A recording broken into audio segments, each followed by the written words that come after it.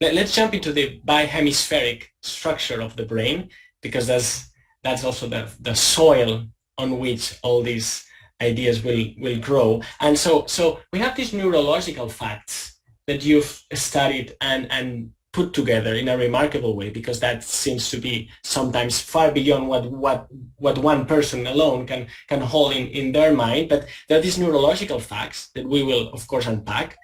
But then from here, you draw psychological implications, and as you said, even later, also metaphysical consequences, not just from the neurology, but also from physics and from philosophy itself.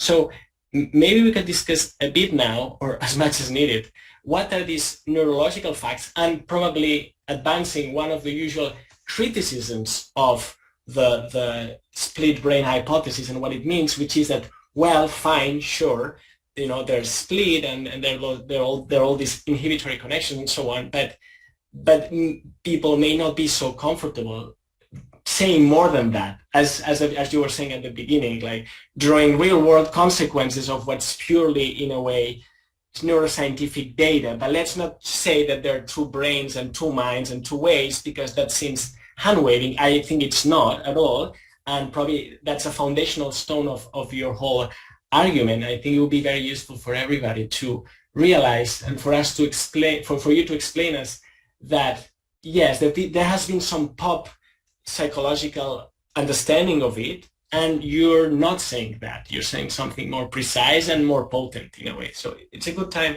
perhaps for you to explain that, if you may. Yes, that's a good idea. I think it's got passed into popular culture that the idea of differences between the brain hemispheres is somehow an exploded idea that carries no scientific credibility. And that's because after the first split brain operations were carried out in the 1960s and 70s in California, the remarkable operations, we were able to study the phenomenology of one isolated hemisphere at a time and see what it is like. And it was discovered that indeed the phenomenology of the left hemisphere and the right hemisphere are in fact very different. The fact that we're not aware of that is because evolution has taken care to hide it from us. If we were aware that we're kind of fusing two quite different visions of the world all the time, we wouldn't be able to do anything. We would be completely incapable of action. But the fact that there was some very simple-minded deductions made in the early days, such as that the left hemisphere is linguistic and rational, and the right hemisphere emotional and artistic. These, they may have vestiges of truth in them, but only vestiges, because the picture is very much more complex than that.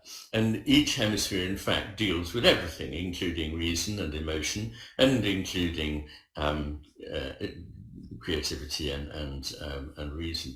So the old differences are to be dispensed with. And I think one of the first things I would say to anybody is put out of your mind everything you think you know about the differences between the left and right hemispheres, because they will be wrong.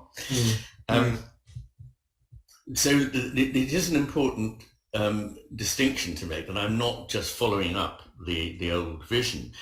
But the question won't go away. There is, at the core of our being, this fascinating division in the brain, and therefore inevitably in the mental world.